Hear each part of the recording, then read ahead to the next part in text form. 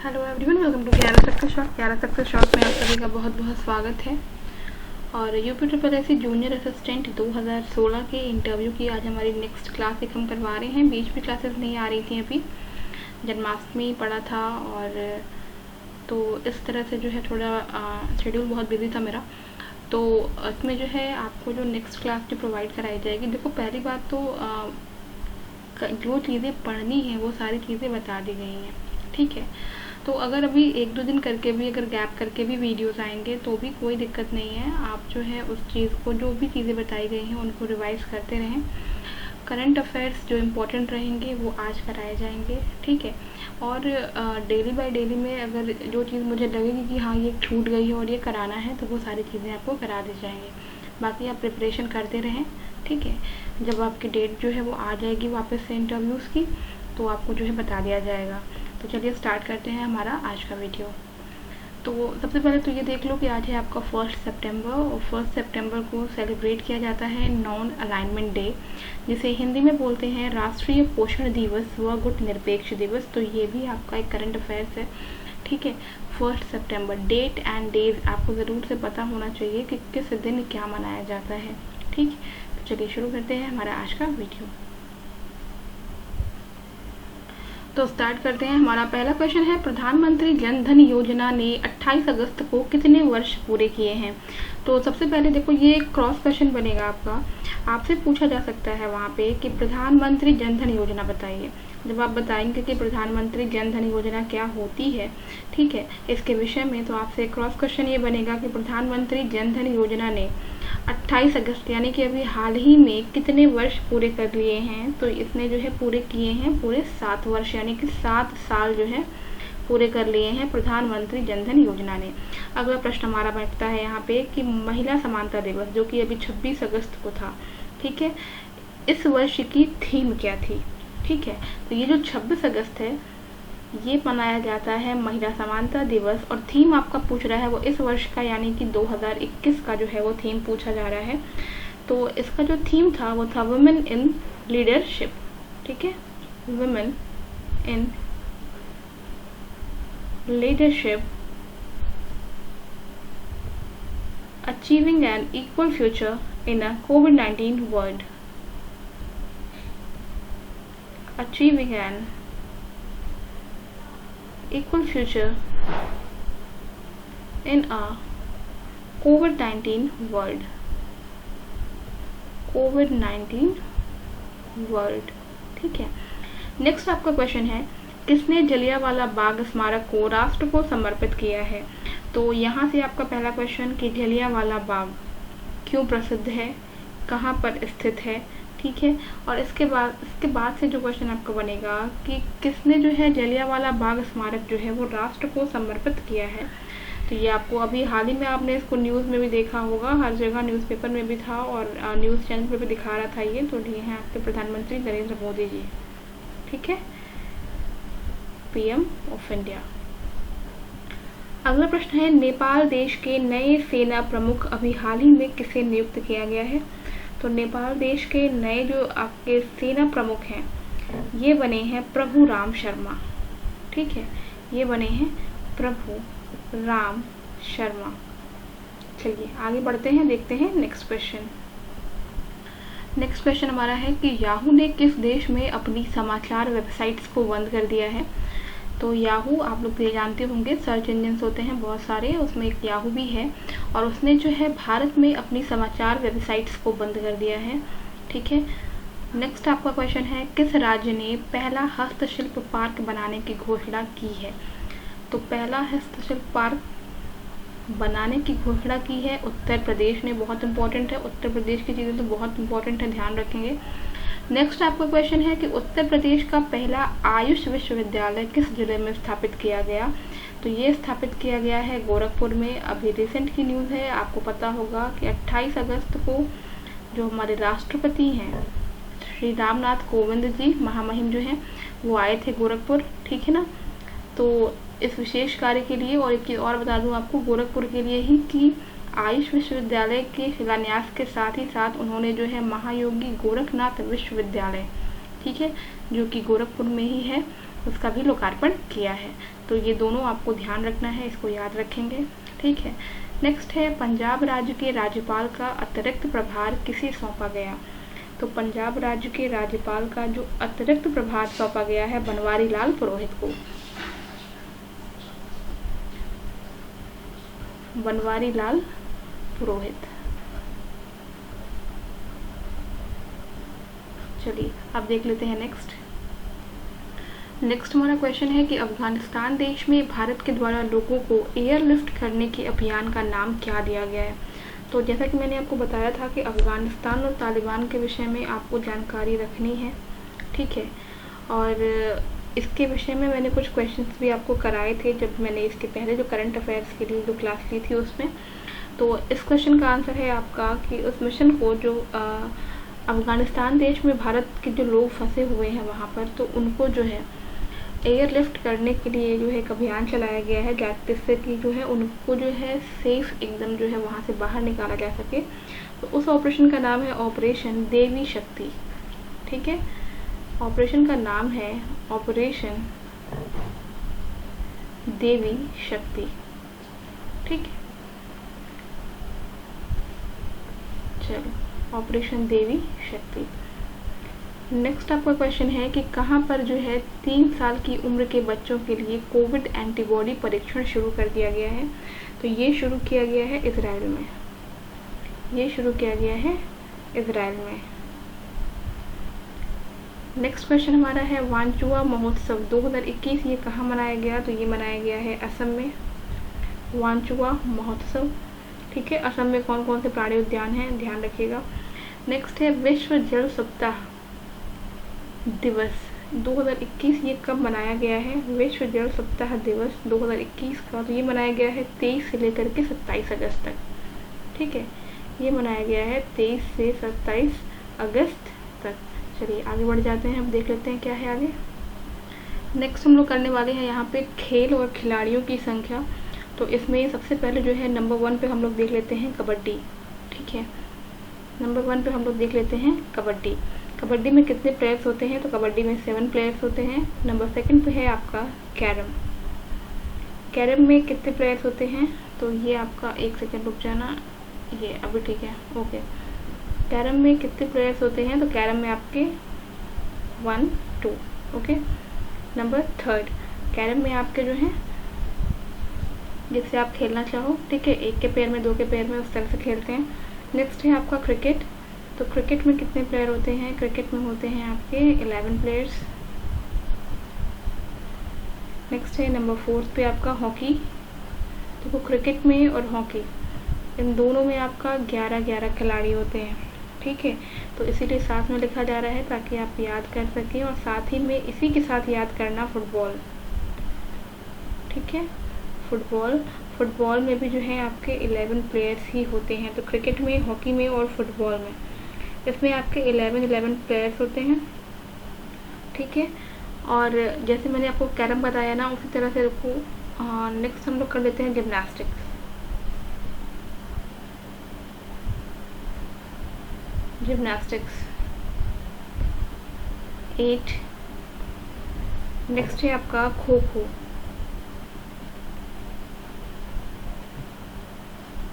9, okay.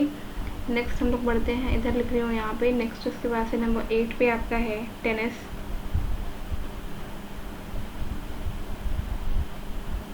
ठीक है। 2 रहते हैं, ठीक है। चलिए 1 के पेयर में भी रहते हैं, 2 के पेयर में भी रहते हैं। इसके बाद से नेक्स्ट हम लोग देख लेते हैं आगे। इसके बाद से अच्छा 1 और 2 के पेयर की बात करें तो आपका मैंने कैरम बताया है और यहाँ बैडमिंटन भी नोट कर लें साथ में। बैडमिंटन में भी सेम रहता है, ठीक है। और ऐसे ही आपका टेनिस हो ही गया है। और आपका जो इसमें अगर चेस की बात करें तो ये सिर्फ 1 पेयर रहता है। तो 2 प्लेयर रहते हैं लेकिन पेयर वो 1 रहता है, ठीक है। यानी कि 1 पेयर में वो 2 लोग जो रहते हैं वो खेलते हैं, ठीक। चलिए नेक्स्ट हम लोग बात कर लेते हैं रग्बी की, यानी कि रग्बी फुटबॉल। ये कंफ्यूज मत होना कि चेस में एक लिख दिया है तो एक इंसान कैसे खेल सकता है, वो पेयर लिखा हुआ है। रग्बी फुटबॉल में 15। नेक्स्ट इसके बाद से है आपका बास्केटबॉल।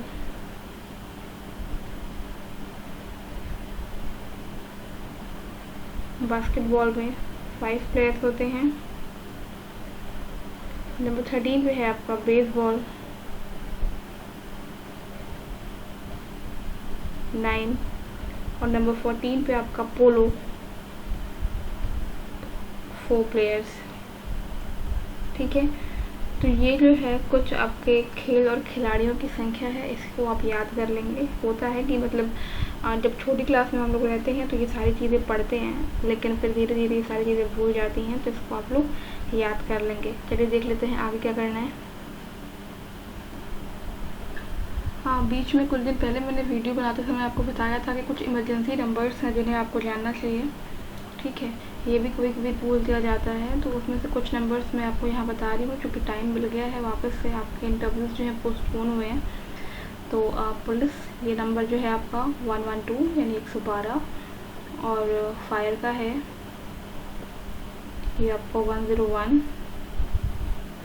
नेक्स्ट है आपका एम्बुलेंस, ये नंबर है आपका 108, और एक और है साथ में 102। नेक्स्ट है आपका इसमें वुमेन हेल्पलाइन, वुमेन हेल्पलाइन, ये है आपका 1090। और इसके साथ ही एक और याद रखिएगा, वो है आपका चाइल्ड हेल्पलाइन, चाइल्ड हेल्पलाइन। और ये जो नंबर है इसका, ये है 1098। तो ये कुछ इम्पोर्टेंट नंबर्स हैं जिसे आपको ध्यान रखना है, एकदम इसको ध्यान रखिएगा। ठीक है, नेक्स्ट मैंने आपको बताया था कि आपको कुछ एब्रीविएशंस पढ़ने होंगे जो कि इम्पोर्टेंट होते हैं। ठीक है, तो कॉमनली यूज्ड एब्रीविएशंस में मैंने आपको कुछ कंप्यूटर के जो है एब्रीविएशंस करवाए थे, तो वो तो सब्जेक्ट वाइज मैंने करा दिया था। फिलहाल मैं आपको कराने वाली, मैंने आपको और भी बताया भी था कि आप पढ़ लेना, बट टाइम मिल गया है तो उसे भी हम कर लेते हैं यहाँ पे। पहला है ATM। ठीक है, तो ATM का फुल फॉर्म क्या होता है? ये होता है ऑटोमेटेड टेलर मशीन। ठीक है, मैंने आपसे हमेशा से कहा है कि इंटरव्यू के लिए बहुत ज़्यादा आपको परेशान नहीं होना होता है, बहुत बेसिक चीज़ें पूछी जाती हैं इंटरव्यूज़ में। तो और कुछ चीज़ें ऐसी भी पूछ ली जाती हैं जो आपको पता होता है, आपके डेली यूज़ में होता है, लेकिन उसके बाद भी आपको नहीं पता। जैसे कि आप ATM का यूज़ करते हो हमेशा, भाई मंथली आपको पैसे निकालने होते हैं तो आप ATM का यूज़ करते हो। AM PM जानते हो क्या होता है ना, AM कब यूज़ करते हैं, PM कब यूज़ करते हैं, तो इसका फुल फॉर्म भी पता होना चाहिए। जैसे आपका है PM, ये क्या होता है इसका फुल फॉर्म? Post meridiem. ठीक है ना, पोस्ट मेरिडियम। इसी तरह से जैसे आपको पता है ना कि AM और PM ये आप यूज़ करते हो जब टाइम बताते हो, तो उस हिसाब से तो वहाँ पे देखो PM यूज़ किया, अभी हम यूज़ कर लेते हैं AM। ये होता है एंटी मेरिडियम। ठीक है, एंटी मेरिडियम। इसके बाद से नेक्स्ट हम देखते हैं, ये होता है PS। ठीक है, PS ये होता है पोस्ट स्क्रिप्ट, पोस्ट स्क्रिप्ट। ठीक है, नेक्स्ट ये है आपका IQ। ठीक है, कहा जाता है ना कि इसका IQ लेवल बहुत सही है, तो ये है आपका इंटेलिजेंस क्वोशिएंट। चलिए आगे देख लेते हैं। नेक्स्ट है आपका EQ। ठीक है, जैसे IQ बोलते हैं वैसे ही होता है EQ। ये क्या होता है? ये आपका इमोशनल क्वोशिएंट होता है। ये है आपका इमोशनल क्वोशिएंट। ठीक है, चलिए आगे बढ़ते हैं। इसके बाद से देखते हैं सिम। सभी लोग के मोबाइल में सिम कार्ड होंगे, है ना, लेकिन सिम का फुल फॉर्म बहुत कम लोगों को पता होगा। क्या होता है? ये होता है सब्सक्राइबर, सब्सक्राइबर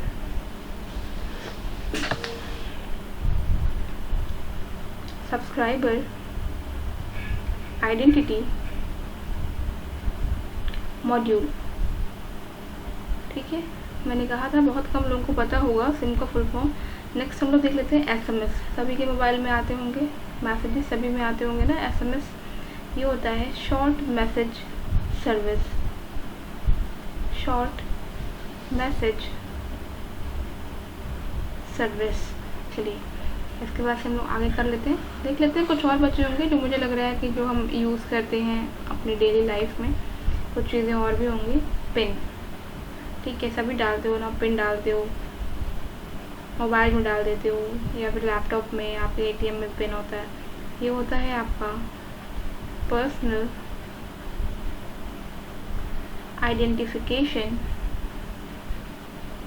आइडेंटिफिकेशन नंबर। इसके बाद से नेक्स्ट है CC, ठीक है। आप लोग ईमेल जब करते होंगे तो आपको दिखता होगा ना, वहाँ पे CC लिखा रहता है और फिर BCC लिखा रहता है। तो CC होता है आपका कार्बन कॉपी, और वहीं पे जो BCC होता है वो क्या होता है, वो होता है blind carbon copy, blind carbon copy. Next आगे बढ़ते हैं। इसके बाद से ये होता है हमारा DVD। ये मैंने बताया था जब कंप्यूटर हम लोगों ने करा है, उसमें भी हमने करा है। तो एक आपका इसका फुल फॉर्म होता है डिजिटल वीडियो डिस्क, और एक और कर लेना, ये होता है आपका डिजिटल वर्सेटाइल डिस्क, ठीक है। नेक्स्ट आपका आता है जब फोटोज़ आप लेते हो तो उसमें होता है JPEG,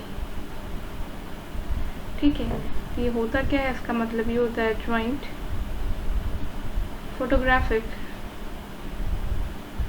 फोटोग्राफिक एक्सपर्ट्स ग्रुप।